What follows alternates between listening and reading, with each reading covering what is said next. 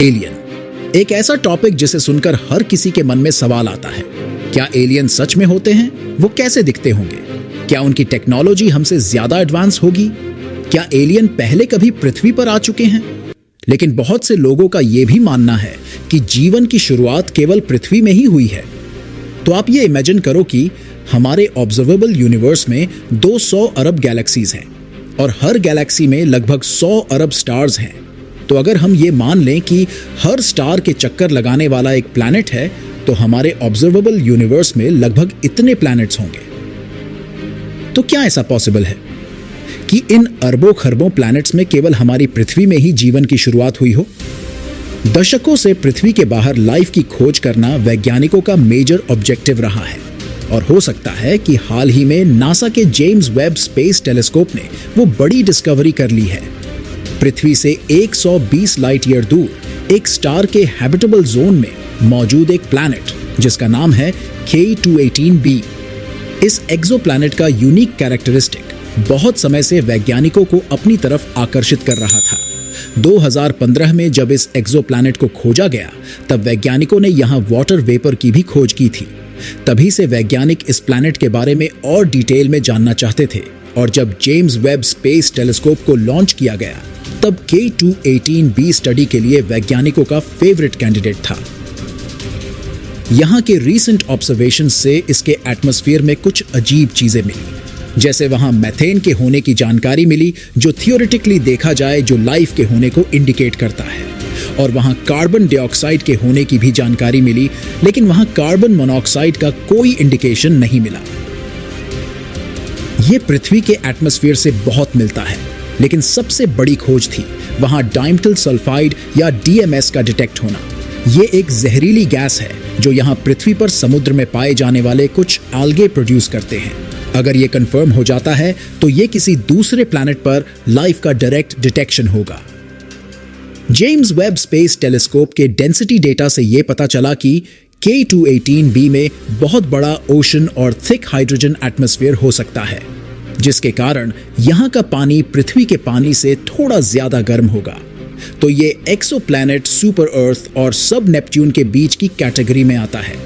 यहां मीथेन का मिलना भी एक बड़ी डिस्कवरी है, क्योंकि सोलर रेडिएशन के कारण मीथेन 2 से 3 साल से ज्यादा एटमॉस्फेयर में नहीं रह सकती, जिसका मतलब ये है कि वहां कुछ तो ऐसा है जो मीथेन को एटमॉस्फेयर में रिलीज कर रहा है। तो आपको लग रहा होगा कि क्या ये किसी दूर के प्लैनेट में ये लाइफ के होने का इनडायरेक्ट एविडेंस है। यूनिवर्सिटी ऑफ कैम्ब्रिज के भारतीय मूल के डॉक्टर निक्कू मधुसूदन ने इस रिसर्च का नेतृत्व किया और इस प्लैनेट और इसके एटमॉस्फेयर के कमाल के कैरेक्टरिस्टिक के बारे में पता लगाया। 26 अप्रैल 2024 को टेलीस्कोप को एक बार फिर से प्लैनेट की तरफ घुमाया गया और कुछ मिनट्स के लिए ऑब्जर्व किया गया, ताकि पहले के लिए डेटा को क्रॉस चेक किया जा सके।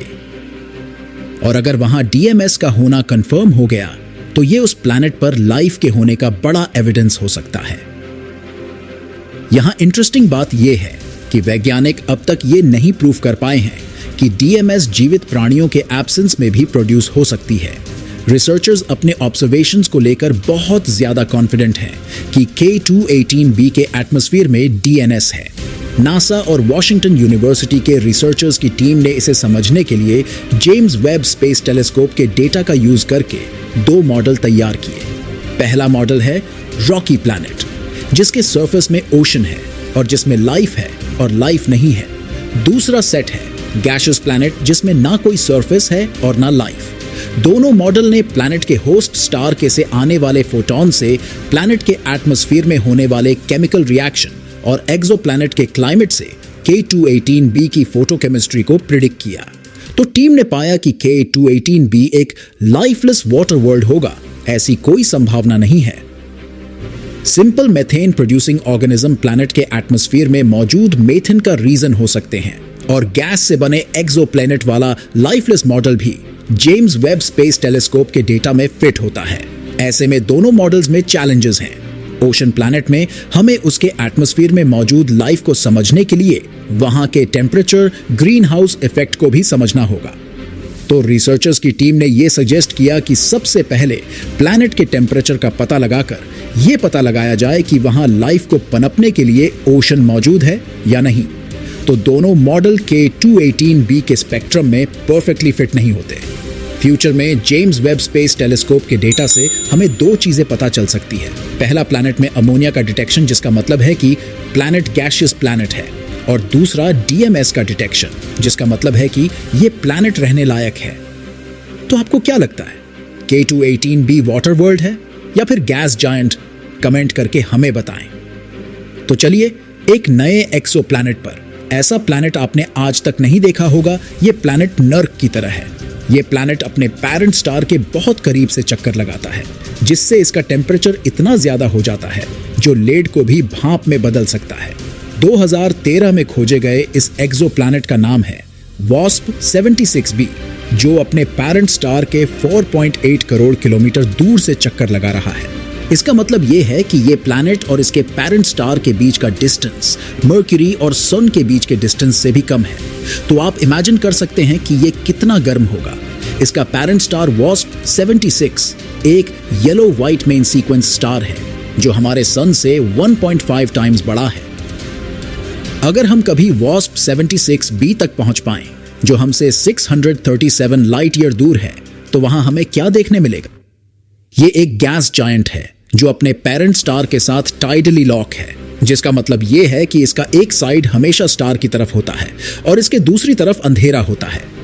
इसके डे साइड का टेम्परेचर 2400 डिग्री सेल्सियस है, जो इतना गर्म है कि आयरन को भी वेपोराइज कर दे।